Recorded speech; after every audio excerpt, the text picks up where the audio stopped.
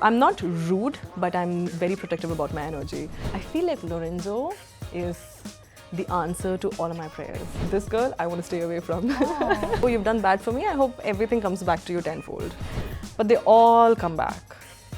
So you know I'm not the problem. I can't take care of one man. You want me to take care of 10 men? Hello everybody, this is Manisha. Welcome back to the Social Nation show where we get candid with your favorite creators. Now today's guest is all wise, all things nice. She is known as internet's big sister. Her life advices are such a boon. She's wise, local, fierce, unapologetically herself. A solo traveler and a true girl's girl. She's been inspiring countless people with her candid takes on life, self-love, sisterhood and romance. Get ready for a heartfelt conversation filled with some wisdom, lots of laugh and unfiltered honesty with Rida Tharana. Hi. Hi. How are you doing? Honestly speaking, it's a new year, so I feel really good about it. So I'm doing really good. Thank you for asking. How are you doing? I'm doing great. But I have to tell you, with this outfit that you've come in with the full fierce boss lady vibes. So what happens is, you know, there are a few outfits that I have in my wardrobe that I might have worn long time ago. So now I kind of want to be conscious about my outfits. So usually I source instead of collaborating. Oh, wow. So I wear the outfits and then have it dry cleaned and then send it off. So this was something I knew I would repeat, but I never repeated. So as I was clearing my wardrobe, I said, okay, let me just keep this one aside for the podcast. So I was like, okay. Yay, I love it. When you entered, I was like, boss lady.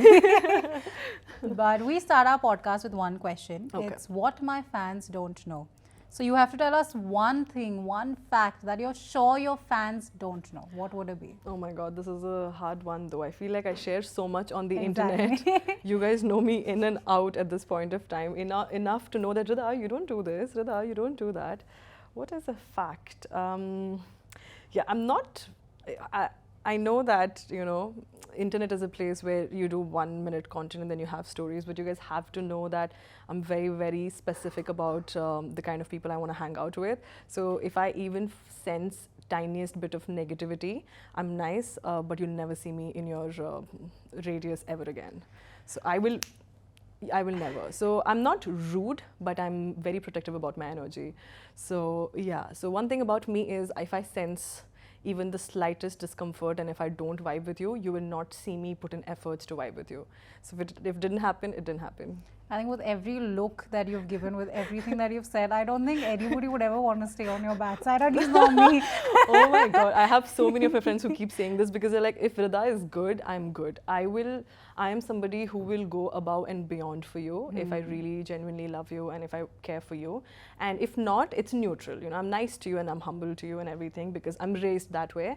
But I'm also someone, like, if somebody does get on my wrong side or bad nerves, I'm not a revenge person, but I also some who believes in karma and like, okay, universe is on my side. But I will make sure that every prayer that I pray for myself and people I love and for the world, I will take a second of time to make sure that for you, I pray bad. Oh, damn. Because, come on, you did not, not everybody deserves good. That is true, actually. I think everybody who's spiritual also is just like that. When you pray for yourself, you think, since I'm praying to you, if you think this person's done bad to me, then. No, I think people usually spiritual do it in a way that's like, okay, you've done bad for me, but I hope God bless your soul. But I'm like, oh, you've done bad for me. I hope everything comes back to you tenfold. Yeah, no. I think two different kinds of spiritual people. I also do the same thing. I'm like, see, if I'm praying to you, but you think this person's done bad to me, then it's on you you now. deserve. You should taste your own medicine. I believe totally in that. agree. Now, on your page, you're also famously called Internet's elder sister. How did that tag come about? I am the elder sister. We're four and I'm the older one. Yeah. And I think the reason also when I do talk and everything, a lot of elder daughters out there relate to it quite a lot. Yeah. And they understand where I come from, what struggles you face and everything. You know, there was a quote that was there and it kind of stuck with me that if you're the first daughter, your father automatically raises you as a son, you know, already or something like that.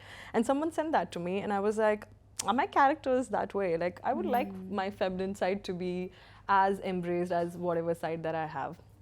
So I don't know. So maybe it's because this whole idea that when I do come up with advisors or when I do have an opinion, I put it out with a very honest approach. I don't sugarcoat it. This is what I believe in, and this is what it is. Yes, reality is harsh, life is harsh, but as someone who knows little or whatever experience that I have, this is my opinion on that. So I think that kind of gives that touch of like, oh, she's the internet's big sister. She'll tell you on your face what it is, and then it's on you.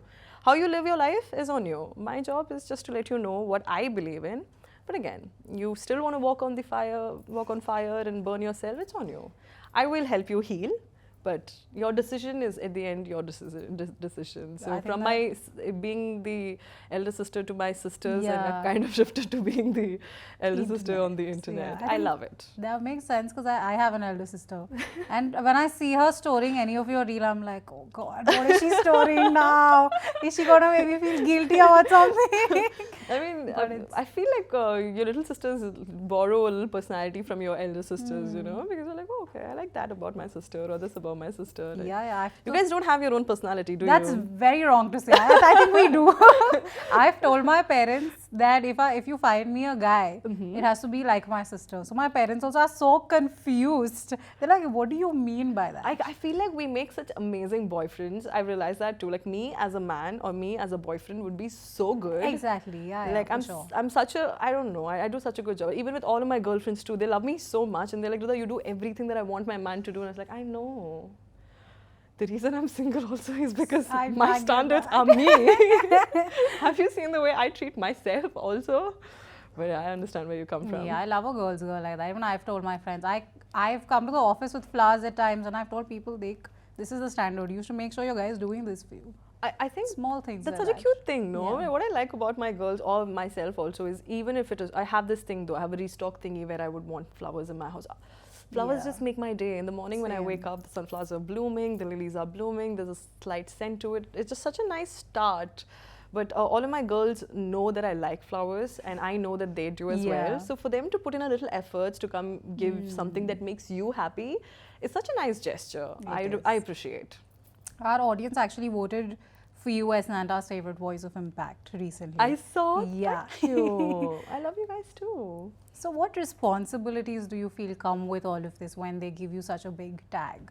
I'm not gonna lie, sometimes I do feel a slight pressure because as I said, I think Gen Z in general is such an opinionated bunch, right?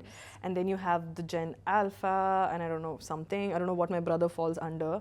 And what I like about this generation is also that yes, every generation has its own flaws, but us as a group of people or as a group of generation for that matter are so openly talking about topics that we're not comfortable about. We're changing narratives, we're changing things, we're sticking to what we believe in, what we want to give out. So all in all, it's such a nice blend to have. But I will not say that I have a lot of pressure, but I feel like just being myself kind of will push you to be yourself. Let's say me being able to wear my curly hair automatically is like, oh, Rida looks so pretty in curly hair. I also want to learn how it's done or something, because it took me so much to be comfortable in my curls, you know, because if it's shoot, it's so much easier with straight hair, so just quickly straighten it.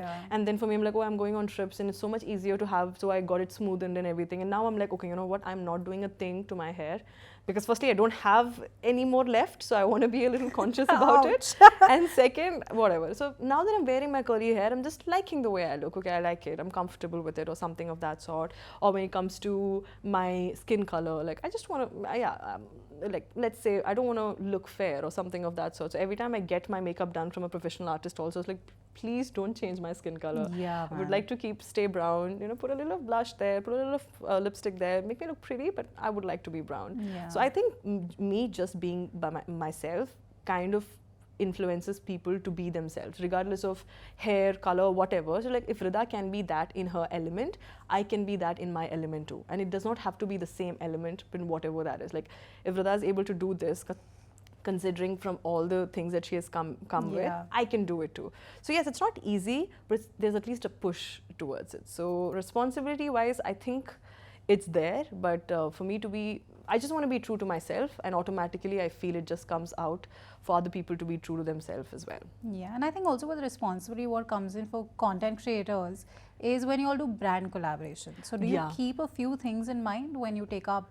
these kind of brand collaborations? Okay, so I'm not big when it comes to let's say skincare. Right. Now with makeup, it's not a problem. Like you can bring in brands to me, and then I can experiment with like, okay, maybe this brand has a different foundation shade. This brand gives. So makeup is still a versatile concept for me to pick it up. So I can do things with that. But skincare on that hand is a little tricky for me because I had acne, and it took me a lot to change my lifestyle, go to a dermatologist, work out on a things to be able to go acne free. So with skincare, I'm a little skeptical taking everything. So what I do is when I do get a serum, I'll do a little research on it, get to know what components they have.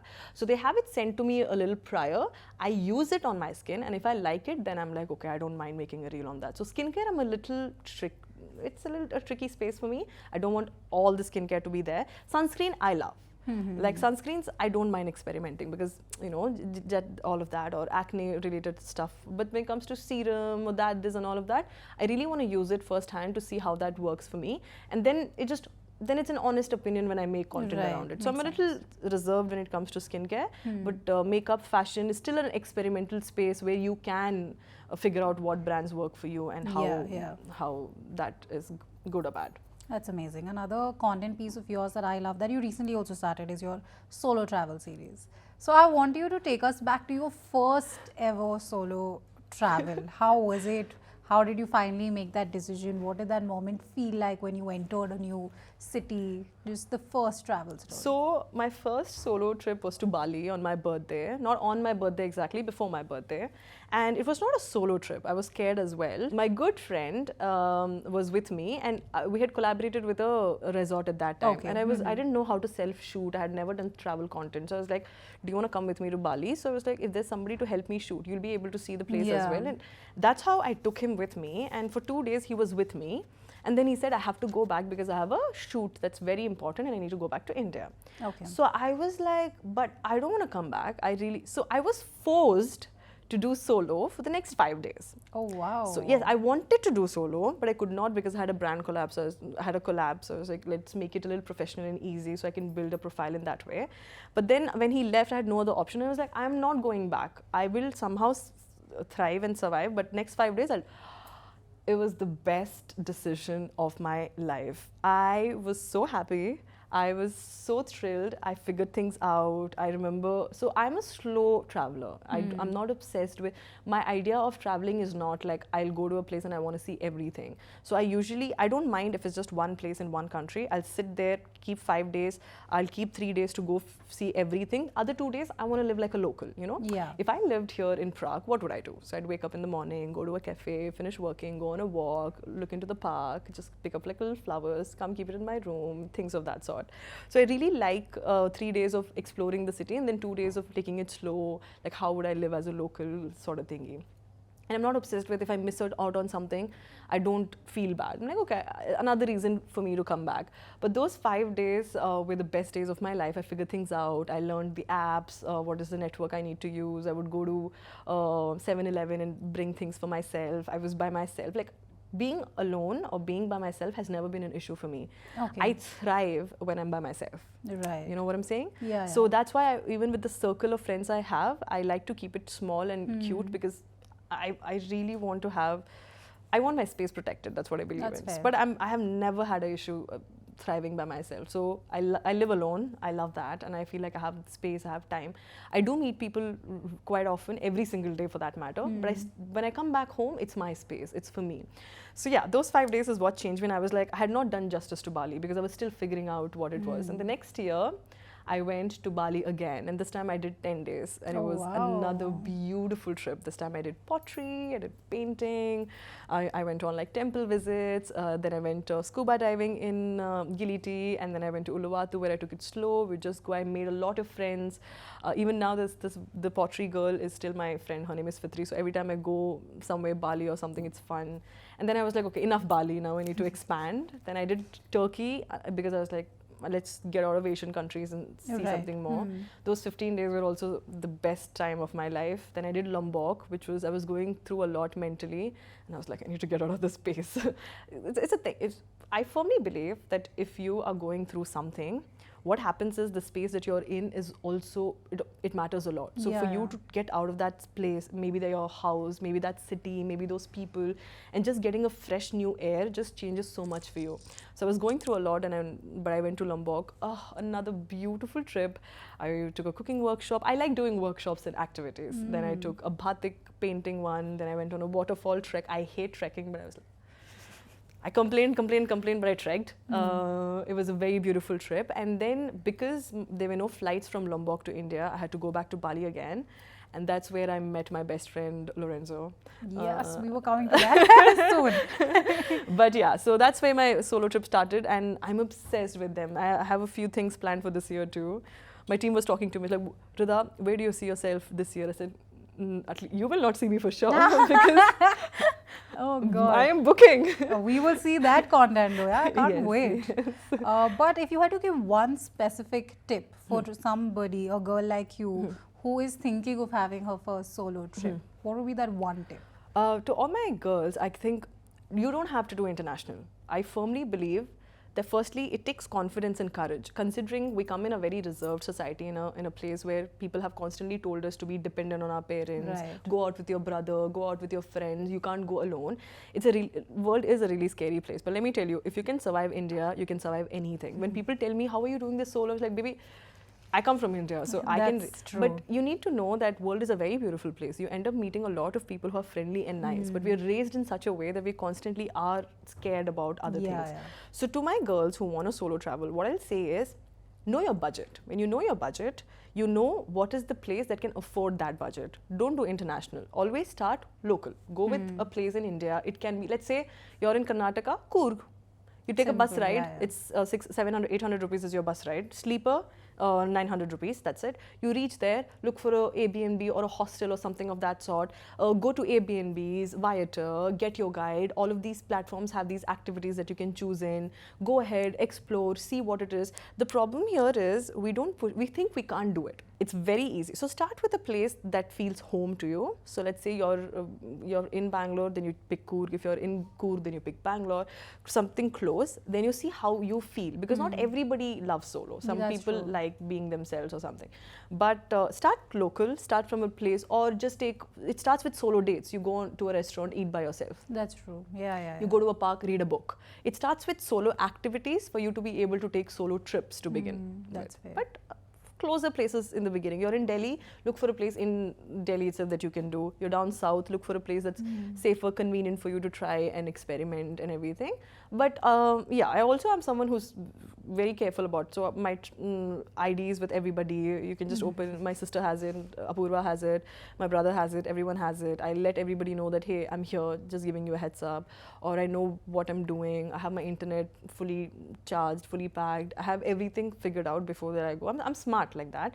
But you can always also be free. You don't have to make it very complicated and think that, oh my God, what if this happens? Now, don't go with a negative mindset. Always be positive, but be aware. You know, let's not be naive.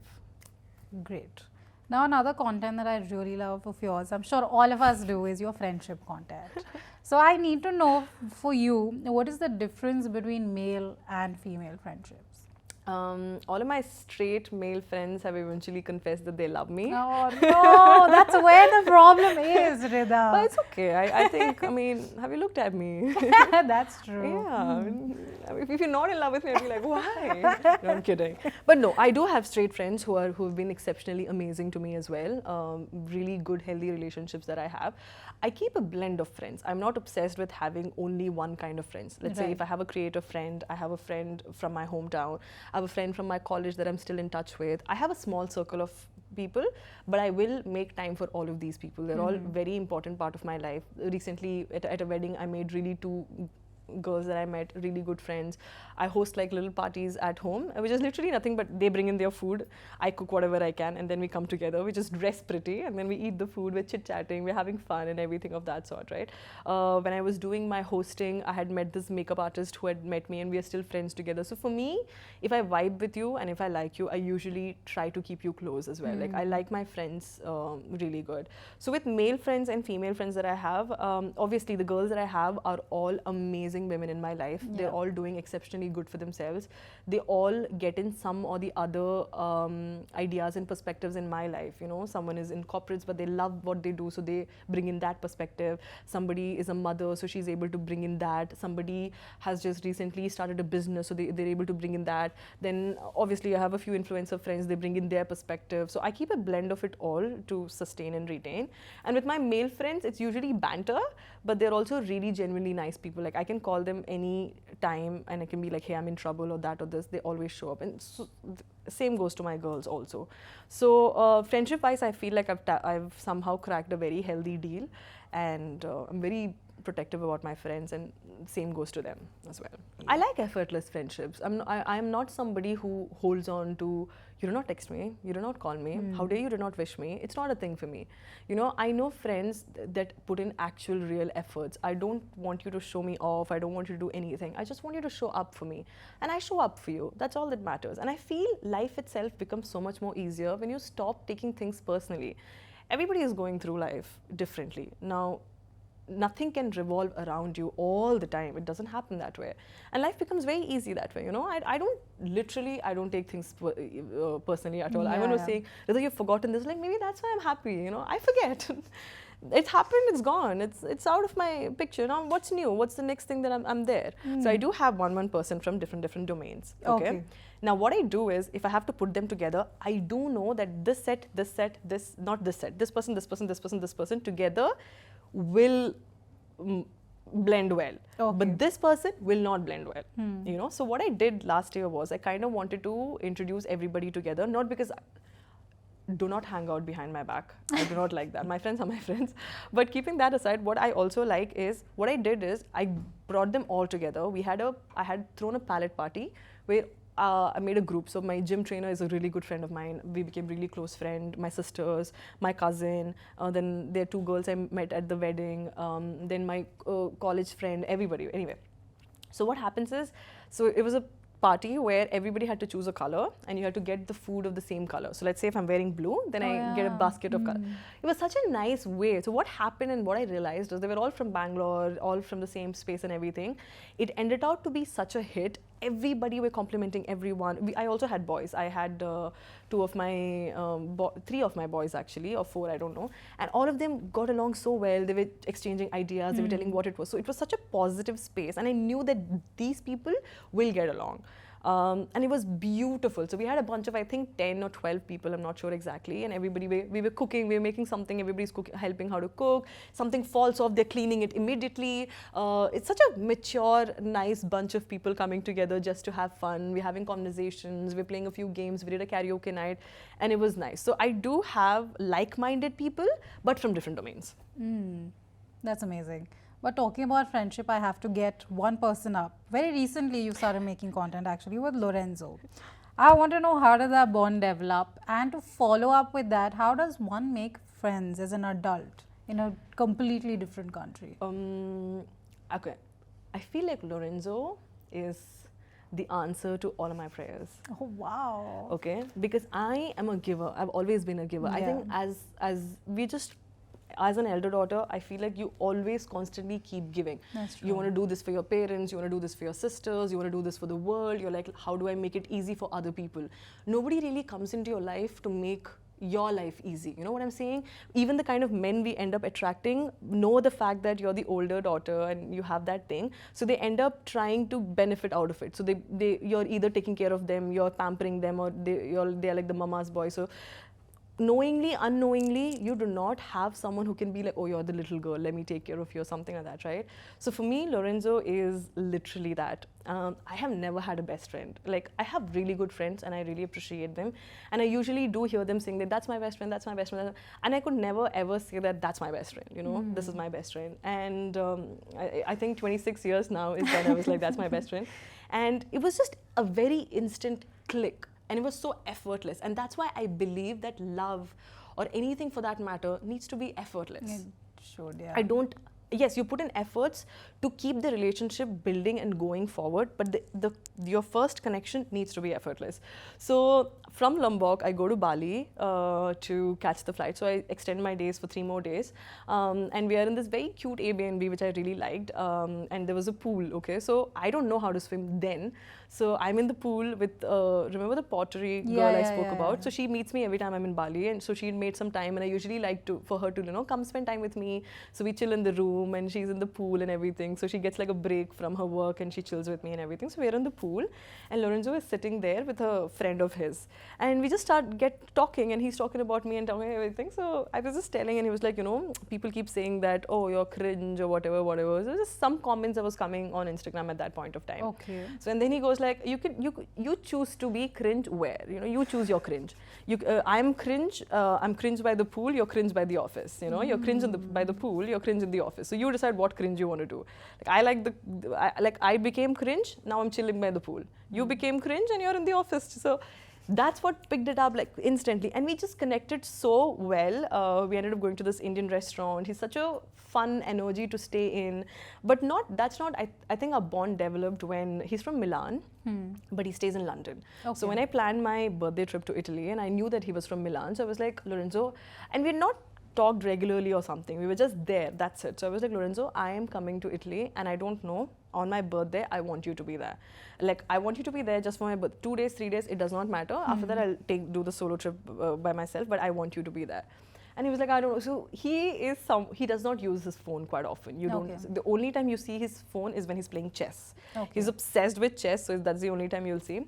So I kept sending him voice notes and video notes and voice notes and video notes. And then he was like, oh, okay, you have such a pretty face. You've convinced me. Fine, I'll come.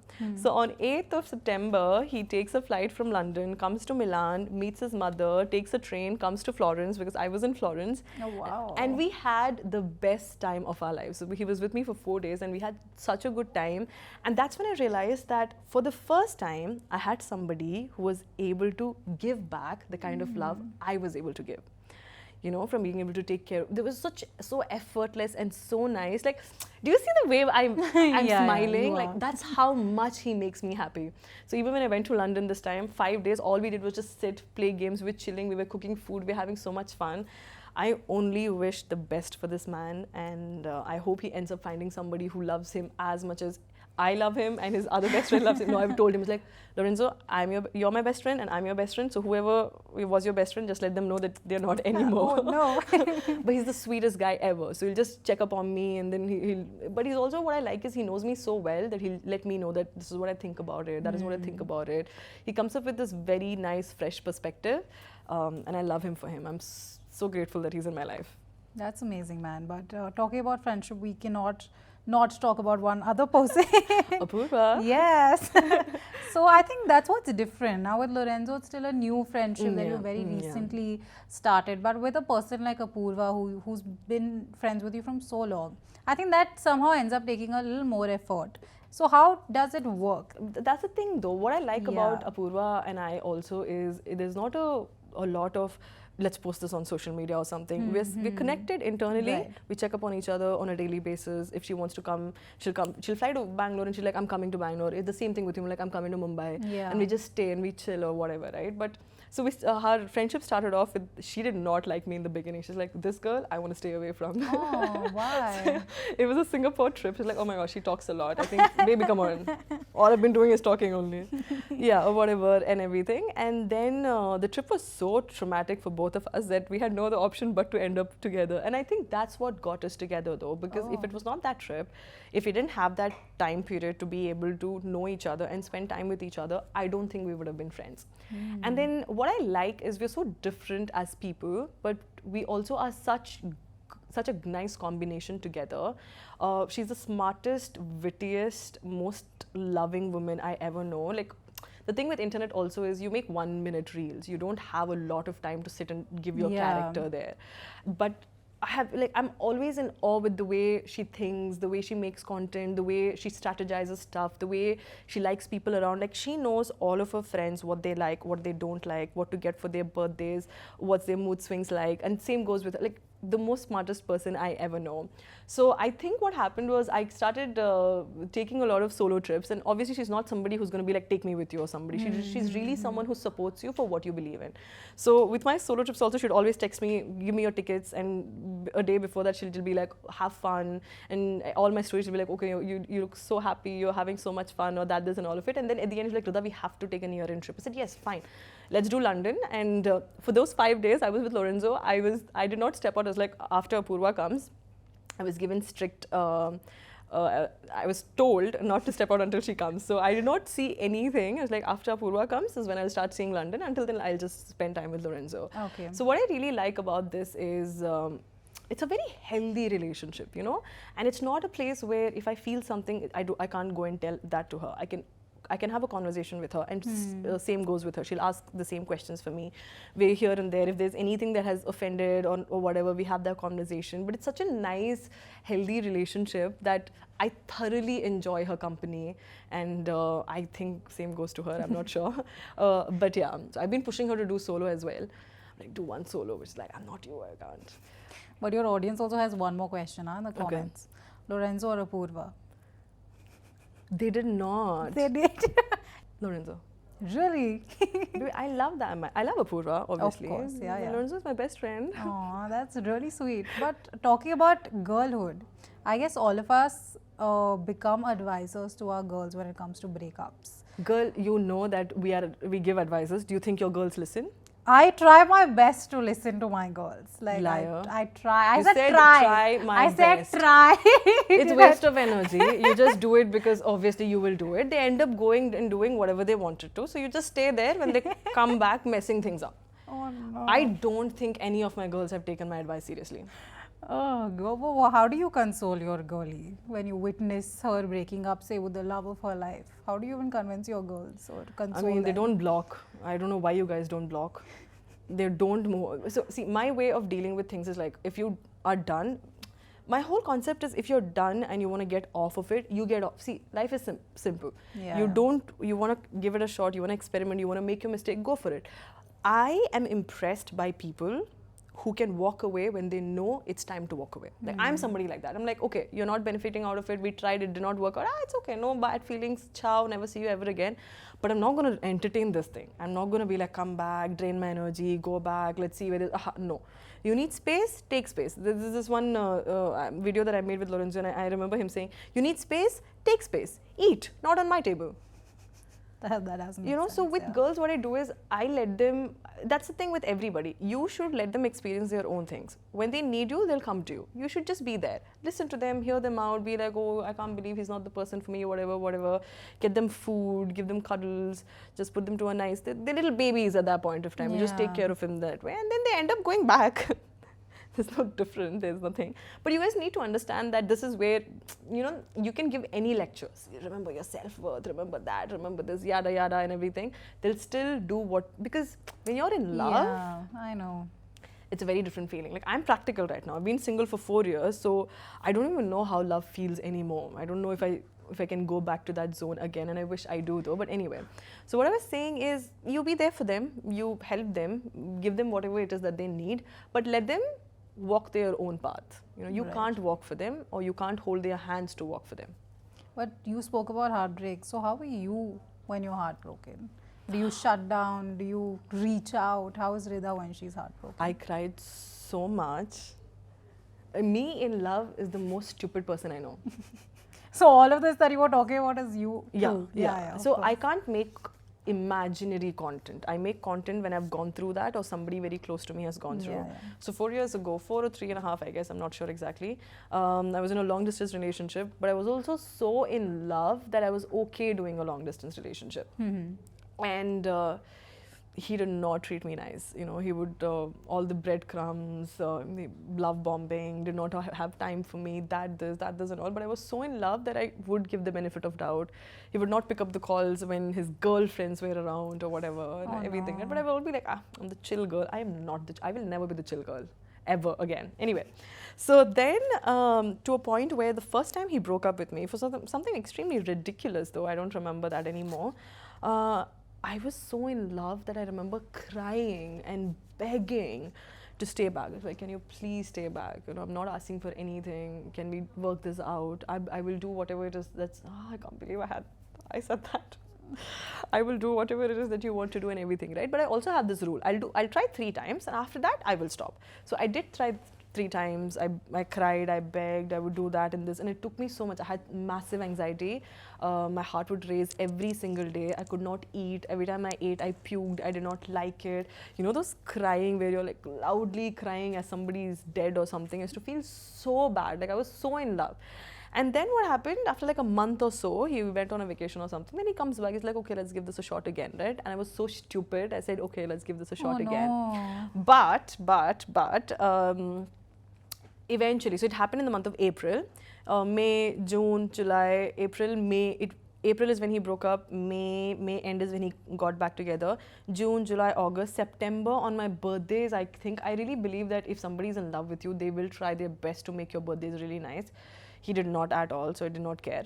October, then I realized, okay, I was like, okay, this looks like is not gonna work out. So I was already prepared for some weird reason. Okay. So in the month of November, he went on and saying like, oh, you know what? No, it was a very nice conversation like this, okay? And I was like, hey, if I was a color, what color would I be? If I was a Disney princess, what princess would I be? And all those stupid questions you ask with your boyfriend. No? Like, oh, if I was an animal, would you love me? And things like that. Yeah, I was that girl. I think if I'm in love again, I would still be that girl. Yeah. Anyway, so we finished our conversation and out of nowhere, he goes like, you know, I don't think this is working out. It's long distance. You're there, I am there, and bullshit like that. And I was like, you know what? Let's break. This time I did not cry. I did not go back. I did not text. After 2 weeks, he comes back to me. He's like, I thought you loved me. You didn't even stop me. I said, no. You wanted to break up? We break up. It's done. It's over. I'm not going to cry. I'm not going to beg for you to say, no, if you really... shut up. If I really loved you. No, I did not love you then. Oh, God. Then if I really loved you, I would have come back. No. So that means I did not really love you. Then you leave me now. Find somebody who really loves you. But they all come back. So you know I'm not the problem. Every single one has come back. So. Damn, that got really heavy. So, No, to lighten up the mood, we have our game segment, okay? It's let's called go. This or That. Okay. Now, here we give you a few scenarios and you Okay. can pick only one. Okay. Solo travel for life or go on the best date ever. Solo travel for life. Go viral for a dance reel or be celebrated for an emotional speech. Be celebrated for an emotional speech. Surprise proposal in public or low-key intimate one. Low-key intimate one. Life without social media or never travel again. Life without social media. Relive your favorite childhood memory or skip ahead to see the future. That's interesting. I don't want to know the future. Go to my childhood memory. Be with someone who makes you laugh all the time or someone who gives you the best hugs. Laugh all the time. Be the funniest person in the room or the wisest. Wisest. Have the ability to teleport anywhere but lose your luggage every time.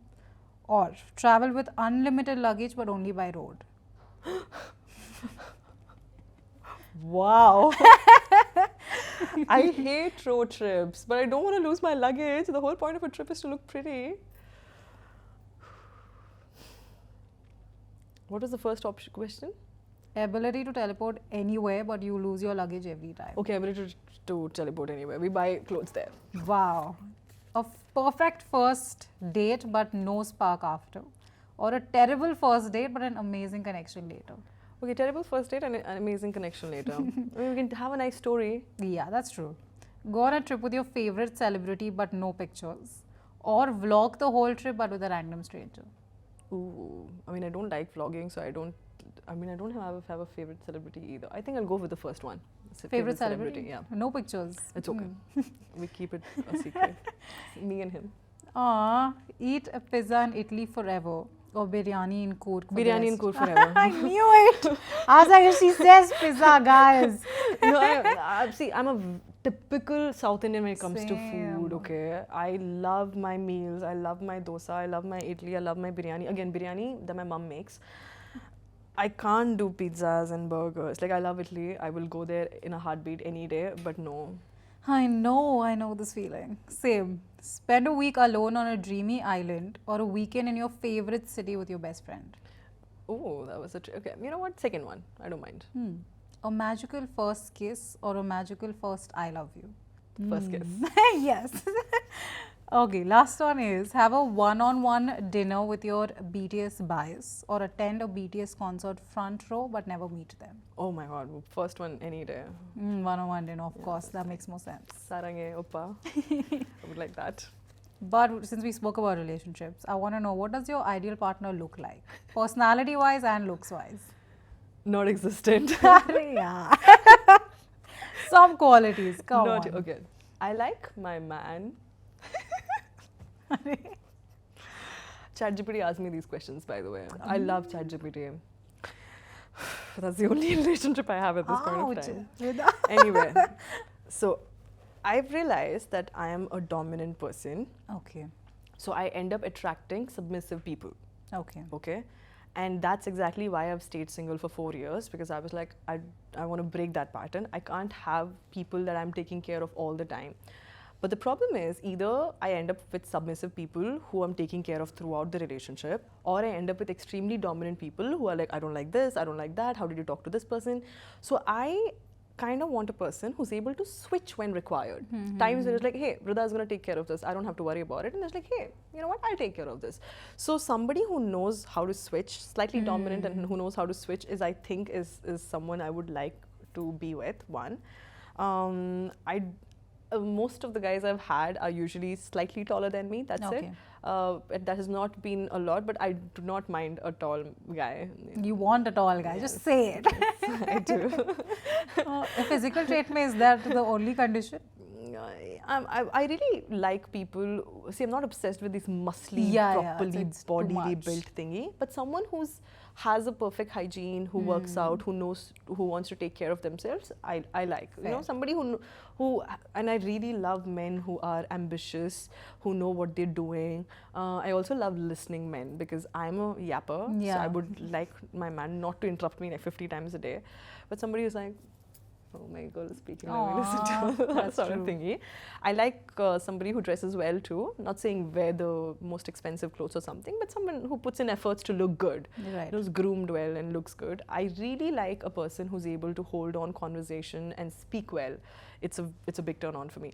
Most of the times I've ended up dating people, guys, who've spoken really well. It kind of is a thing for me though. It doesn't matter how they look. I mean, they look okay. But when they speak really well, I really like it. I really like even the voice would be the important voice for as you, well. won't it? I know. Yes, yes. I get that. I think that's the most important thing for me as well. And someone who's loyal, someone who's humble, who's rooted, who has some values. No polygamy, polyamorous things and all. Monogamous for me is okay. You know, I ended up on a date, and the second time he went on to go like, so what do you believe in this? I was like, bhai, I can't take care of one man. You want me to take care of 10 men? I don't know how people do it. How do you manage so many people at once? I know, it's too but, much but I think it's also like I think he was looking for a partner who is into the same realm. So if you're a polyamorous and you end up with a polyamorous partner, then you're okay juggling and going through and all of it. You can't do a mono with a poly. Yeah, of course. Now, what I also love about your content personally is how culturally oriented you are. And I think I was recently scrolling and I saw all South Indian songs. So being a South Indian, I was like, yes, finally.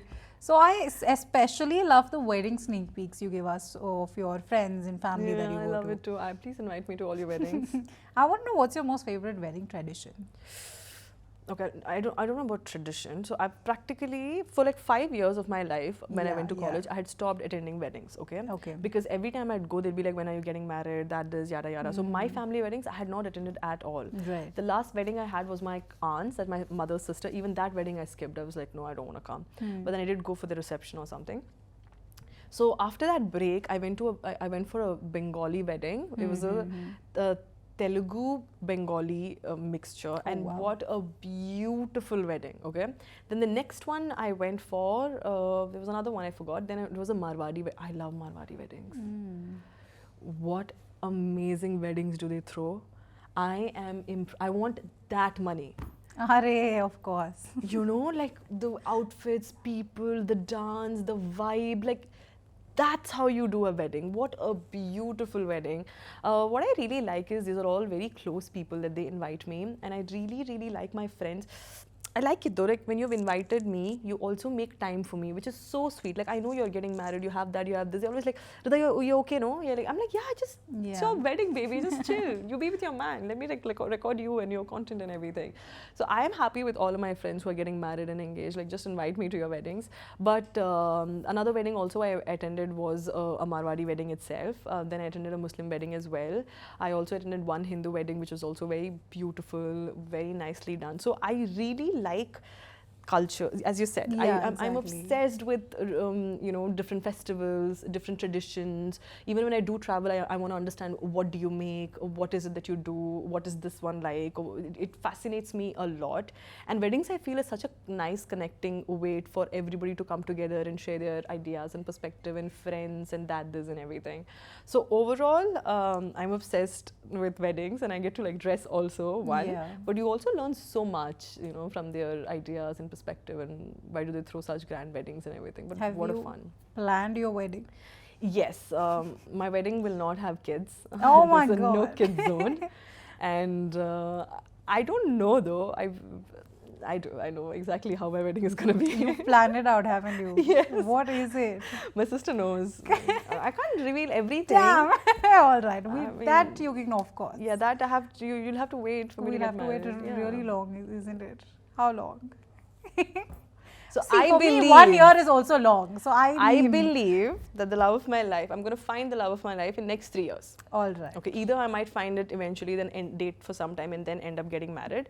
But by 29, 30ish, I have someone. Okay, guys, 4-5 years we have to wait. 4 years, yeah. Great. But I want to end this conversation with a very wholesome question. You've recently very openly spoken about your family and how you become the provider of the house. I want to ask one question about that, is when's that one moment when you truly felt like, yes, I've made it? What was that one moment you saw it in their eyes? Kia, now I feel like I've made it for my family. Guys, you know what, to be frank, with all this journey and how I've grown, the only two people that I'm proud of who's grown from everything that they have gone through are my parents. Coming from that tiny little village, that setting, that upbringing that they have had, because see, when you're from a small village, everybody knows everyone. You breathe and the other person, your neighbor, knows that you've just literally taken a long breath. That's how tiny the community is. And for them to be able to accept that, okay, my girl is doing this is what it is, it's not very easy. But I'm very, very proud of my parents for how they've come in. I mean, obviously it was not easy for them, it was not easy for me, it was a blend of all of things together. Yeah. But I think I have such a nice relationship with, like, I hated going home, hated being the word. It gave me major anxiety and I did not like it. But now I thoroughly enjoy going home, being in Coorg, spending time with my parents, taking them out, making them experience a few things or planning things for them or things of that sort. And this time when I went home, I was there for 3 days, and so we have a bed. The bed is attached to the wall, so Huda is sleeping this side and I'm sleeping to the side end, right? There's a little space, and at 6 o'clock in the morning, I know that there is somebody to my right. So left is Huda, and to my right, it's mum. So my sleep is not complete. I'm not awake, but I'm also not in deep sleep. So I know she's there. So she's sleeping next to me, and she's just like playing with my hair, and she's just playing with my face, and she's just doing this. And she planted a kiss on my forehead, gave me a hug, and she left. But she thought that I was asleep, but I was not. Oh, that is so the sweet. thing with my mum is, my dad has at least shown affection. He's not shied away from it. He's a very sweet guy like that. But my mum has grown up in an environment where her mother was not able to show that affection. So she also did the same thing while we were growing up as well. So she would not hug us, she would not kiss us, she would never say that she loved me or something. But now it's such a sweet space that she gives us the longest hugs, she gives us the warmest kisses, she'll cook my favorite food that I like, she'll show the affection, she'll tell us that she loves us. Like even yesterday I texted her saying, I miss you, and she was like, I love you, in a sticker. Aww, so it's the fact that you're not sticking to what you believed in, but rather growing up with your kids is such a nice thing. They were running a restaurant, and my mom specifically was somebody who used to do a lot, and they wanted to do something, so that's why they constantly kept doing, because they wanted to keep themselves busy. But my mom was not doing okay. Like, you know, she takes her health not very seriously. So I was like, okay, let's not do this. Enough of you guys working. Let me take care of you. Which, by the way, did not end well, because my mom is like, I have nothing to do now. You took us off from something I liked or whatever. I was like, okay, let me give you something to do, but then let's not do that, because you're standing there every single day. And Coorg is such a small place. It's not like Bangalore or Mumbai where you get somebody and then they do it for you. So the place itself is a place where all the youngsters have left Coorg and they're in Bangalore or Mumbai, Delhi, Dubai or somewhere they're working. So they're all old people sitting together and working. Some people help you, some people don't. Every month there are people who work there, kept changing. So she's the one who used to constantly cook, and she used to cook a lot, because her biryani was the best biryani. And if anybody else even tried to touch anything, the taste would just entirely change. But she was also falling sick, and I was like, I can't have this. You know, I can't have this. So I got them off. Dad is doing something for himself to keep himself busy, but mom, on the other hand, is like resting up right now. Zain, for that matter, is I think literally another best thing that has happened to me. What a beautiful boy. Spending time with him and just raising him is such a privilege. And every time I hear him speak, or the kindness he has, you know, you could be dressing in a room, he'll come to you and like, oh my God, you look so pretty. That is so So cute. if he finds a flower that's fallen, he'll pick it up and be like, this is for you. And a very kind, generous boy that he's been raised as well. So to be overall, if I have to talk about it, I'm really, really proud of them, but I also want to give the best that I can do for them. It's a little hard to get them out of that narrative, because as I said, we were never raised in a way where it's like, oh, you need to make money, you need to invest here. Like, investment, making money, having a different lifestyle is not in our books. We used to make money that you could survive and breathe and live your life. So anything more than that didn't make sense to them. So for them, a lifestyle change and shift is a little tricky, but it's very nice also to see them adapting and evolving. So I just want to be able to give whatever I can. Like, my theory even in the beginning was like, I don't care what has happened, what has not happened. I don't want to hold on to it. I appreciate everything, but I want to be the best daughter that I can. You know, I'm going to do everything that I can do for you. You like it, you don't like it is up to you. You can always tell me. But I would do this for you regardless of how you treated me, how you did not treat me, or how you're treating me right now. Because this is me, this is my personality. But I also feel like I am my mother in so many ways. She's the most strong, fierce, smart, beautiful woman I know. She taught me about religion, where my dad taught me about life and world, and I think I've kind of gotten a combination of both of them together. And I feel like I'm an extension of my mother as well. And I'm she lives vicariously through me. So every time I travel, I video call them, I show them, like, this is what it is. Like, maybe one day, they don't have passports. No, so like, maybe one day we figure that out for you. But yeah, we are getting there. That's amazing. So to end our conversation, one last thing is, if we had to manifest something for Rida Tharana for this year, what would it be? One thing. Only one thing? You want to manifest? A lot, baby, always manifest a lot. I don't like Okay, this let's idea go. of one thing. No. A lot of money, a lot of travel. If there is even slightly one person or any bad energy that's walking in to disrupt my vibe or my positivity, I want that person out of my life. So I have the strength to walk away from something that's not helping me. Happiness, positivity, and abundance. That's it. Yay, that's amazing. I love ending conversations with manifestations. I hope you get everything that you've asked for and so much more. Fingers crossed, and I hope everybody just gets everything that I feel like this year has been everybody's making vision boards, everybody's manifesting. It's such a nice place to be in. I love it. With that, we come to the end of our conversation with Rida Tharana. Make sure you all follow us for more such content. For now, let's say bye to Rida. Bye. Thank you for having me. Until next time, sayonara. This is me, Rida Tharana, signing off. As smart creators, your influence can shape society. Join the Ask a Responsible Influencer course today and earn your certificate. Learn from the experts and become a trusted name in the world of influencing. Act fast and enroll now.